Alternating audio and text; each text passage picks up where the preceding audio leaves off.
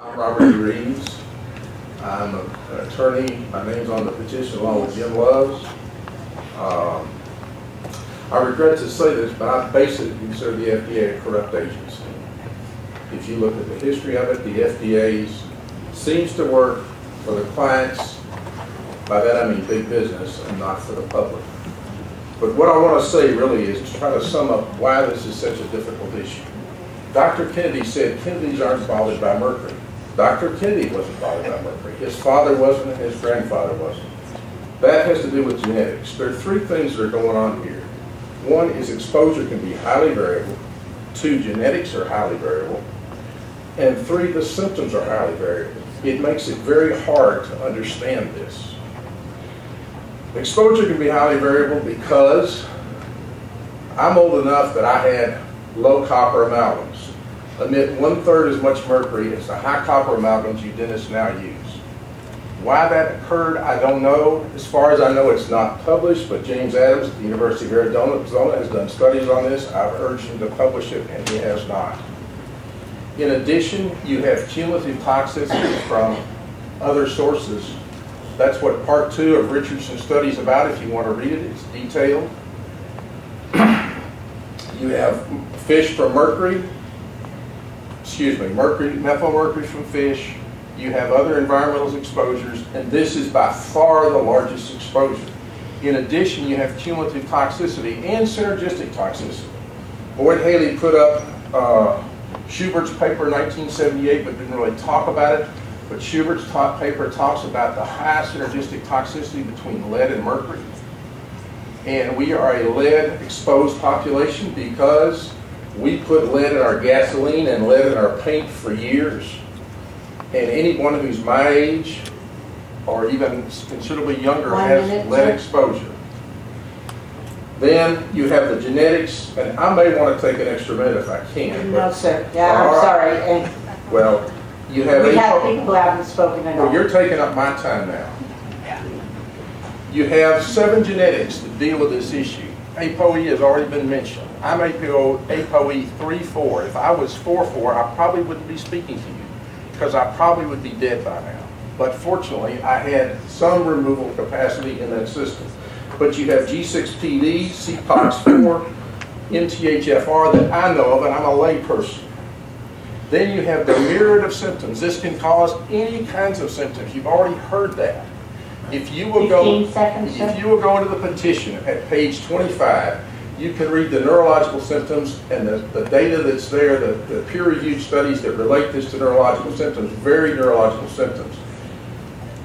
Susan Runner has said in the past, and this is my concluding sentence. This is my concluding sentence. Susan Runner has said in the past the benefits outweigh the risks. Microphone. Microphone. No, she's turned it off. Say it again, louder. Yeah. Well, We're finished with time. There's a gentleman in the back who has not spoken. I do not know your name, but if you will come up and say your name, sir, we'll be happy to hear from you.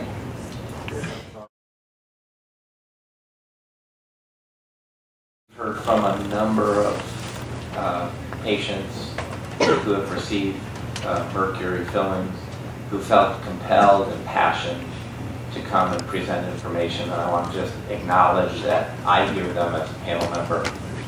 I got explicit notes, and as a clinician who teaches in dental school, I can assure you that I'm not a dinosaur when it comes to teaching dentistry. I believe most of my colleagues are not as well. What I'm questioning, what I'd like to see, is from this compilation of case studies, there are a number of factors that keep bubbling to the surface, and I'm wondering if the IAOMT or DAMS or someone has actually put together a composite, not a composite restoration, but a composite profile of the subgroup, and it's clearly a subgroup of highly sensitive individuals where amalgam is contraindicated.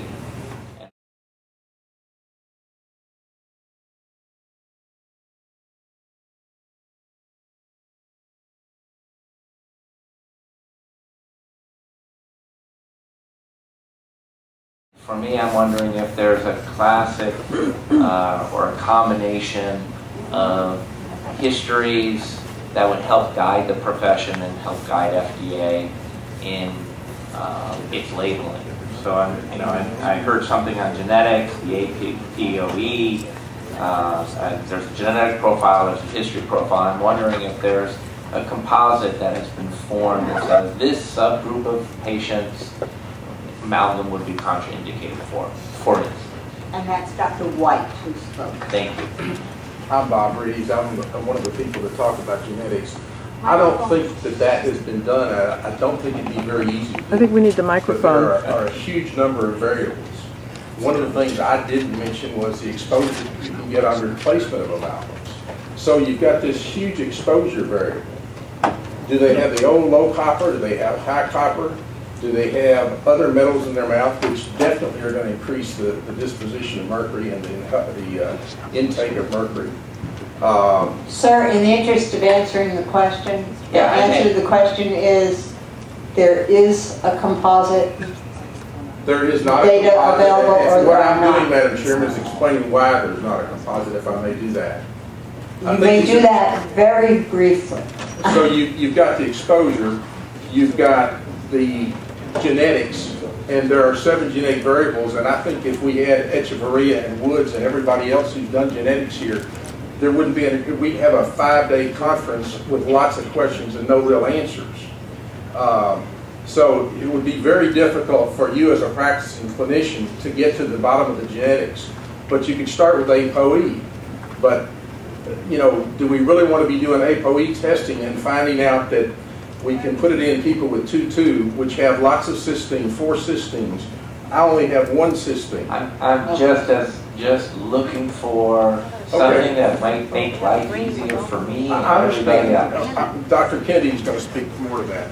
Well, actually, you're actually asking us a question that the FDA is the only agency in the United States that actually can answer. You have the funding. We don't. All of the studies that we've done have been funded privately out of the pockets of our members. And that what you're asking is what the question that should have been asked 50 years ago. And we will be glad to answer that for you. Please find a grant for us. Thank you.